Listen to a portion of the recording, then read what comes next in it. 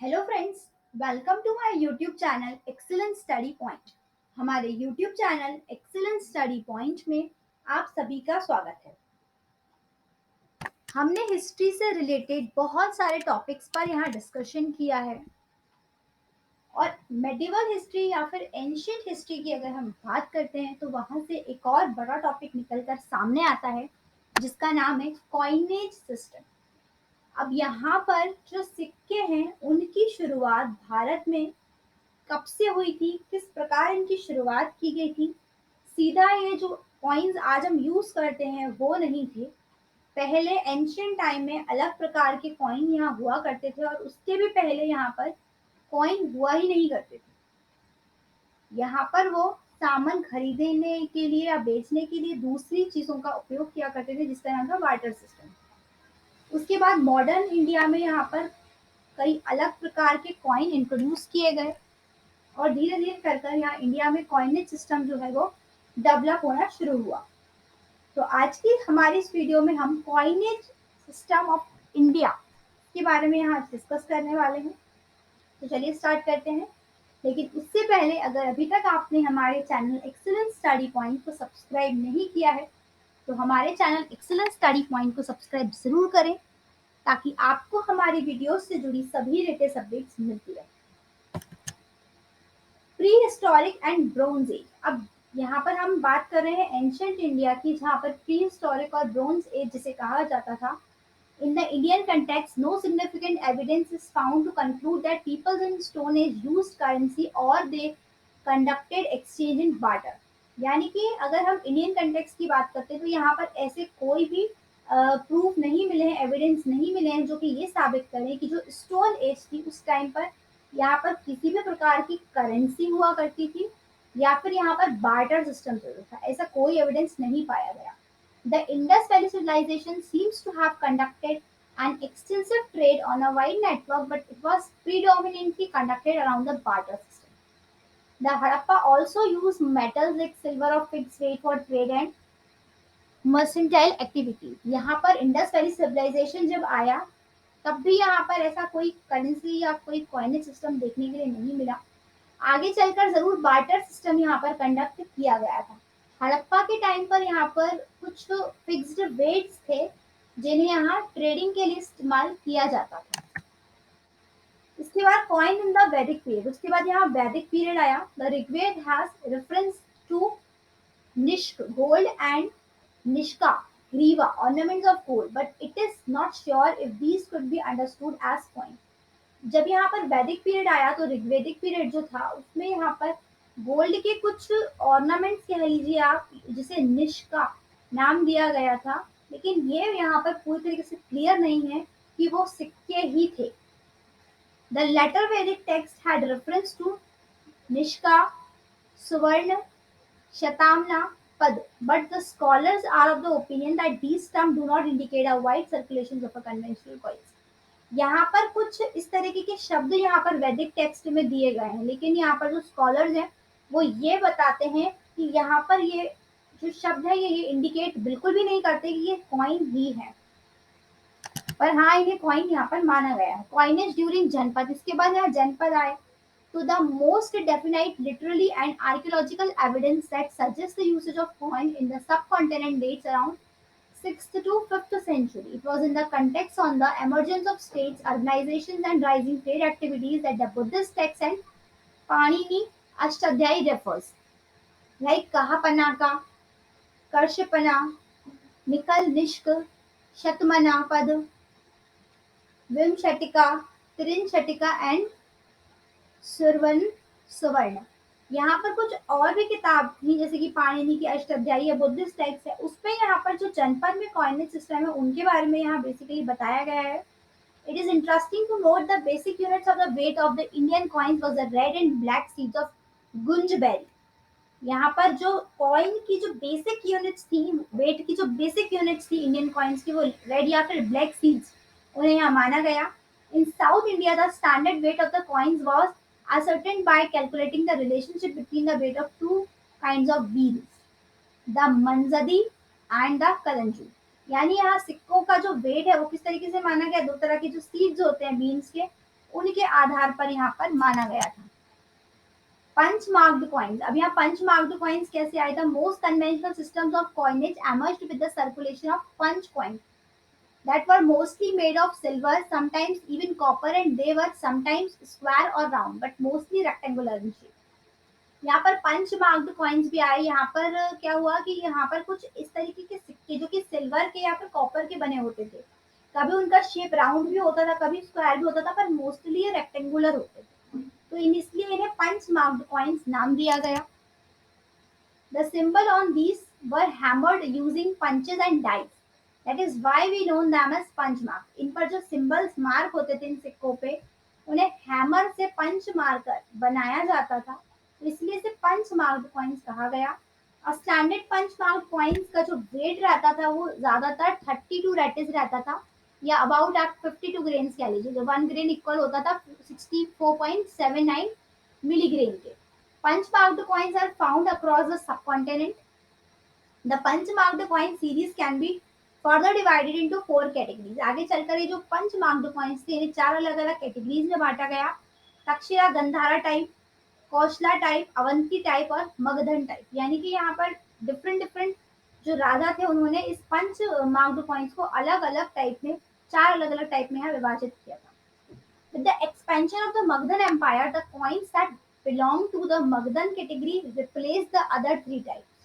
अब यहाँ पर आखिरी जो थे मगधन टाइप, उन्होंने बाकी सारी कैटेगरी को रिप्लेस कर दिया था। It must be noted that these coins do not have any legend inscribed on them which could convey the details of the kingdom, क्योंकि ये जो सिक्के थे इन पे किसी भी राजा के चित्र नहीं बने हुए थे जो उनके किंगडम के बारे में बताते।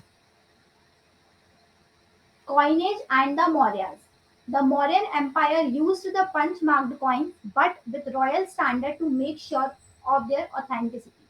जो मौर्यन एम्पायर में पंच मार्क्ड कॉइन्स आए थे उन पे रॉयल स्टैंडर्ड की जो सील होती है वो लगी हुई थी, तो ऑथेंटिकेट करते हैं कि वो मौर्य एम्पायर के ही कॉइन्स हैं। The liberty to use two different metals for coin was granted, and hence coins in silver and copper were very popular. आगे चलकर यहाँ पर 2 अलग अलग तरह की मेटल्स को यहाँ लिबर्टी मिली कि वो कॉइन्स बना सकते हैं, तो यहाँ सिल्वर और कॉपर दोनों अलग अलग तरह के जो कॉइन्स थे वो काफी पॉपुलर हुए। Coinage by the Indo-Greeks. The next prominent range of coins that were issued belongs to second and first century by Indo-Greek. आगे चलकर जो नए सिक्के लाए गए, इशू किए गए, वो इंडो ग्रीक्स के द्वारा लाए गए थे। Because the minting was executed in a more refined manner. यहाँ कुछ मिंटिंग्स भी बनाई गई। मिंटिंग्स क्या होती है? जहाँ पर कॉइन्स बनते हैं।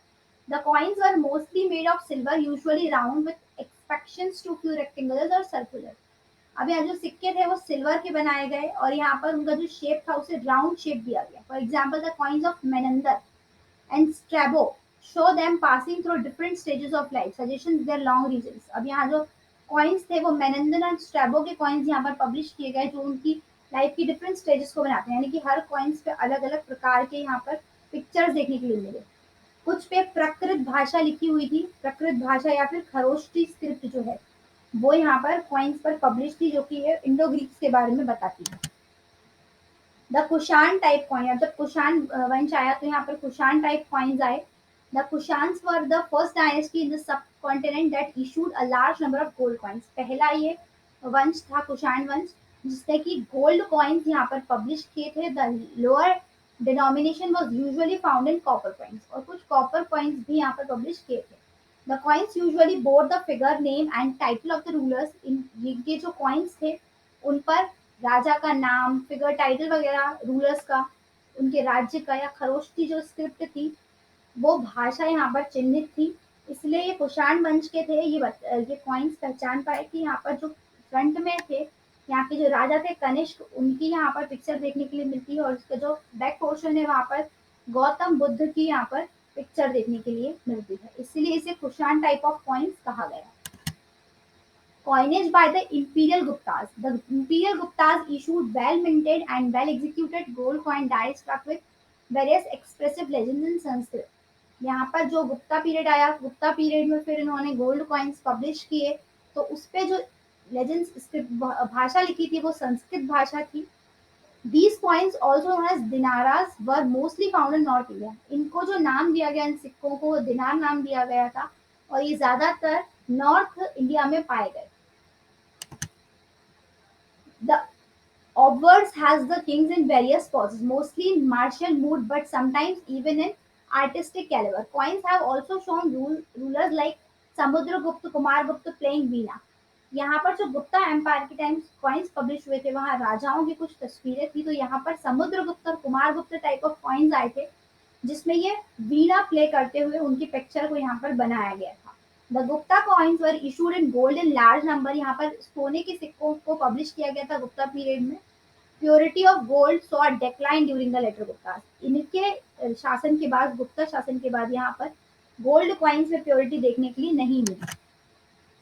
Post Gupta coinage, the dynasties like the Gujaras, Pratihars, Chalukyas, Parmaras, and the Palas can be put under a broad category of the Indo-Sasanian style coinage। अब यहाँ पर गुप्ता पीरियड के बाद यहाँ पर जो बाकी सारी डायनेस्टी थी जैसे कि गुर्जर, प्रतिहार, इनके द्वारा यहाँ इंडो सेसानियन स्टाइल कॉइनेज सिस्टम लाया गया।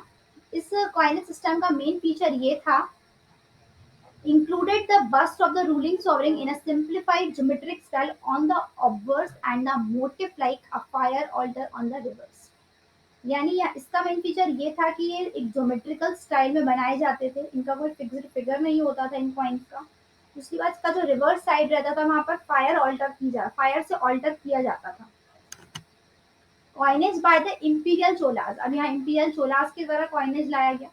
The coinage of the imperial Cholas bore semblance to the South India dynastic coins. The Chola coins exhibited a tiger crest. They also suggested political development। इनके जो coins थे यहाँ पे tiger crest देखने के लिए मिलता था।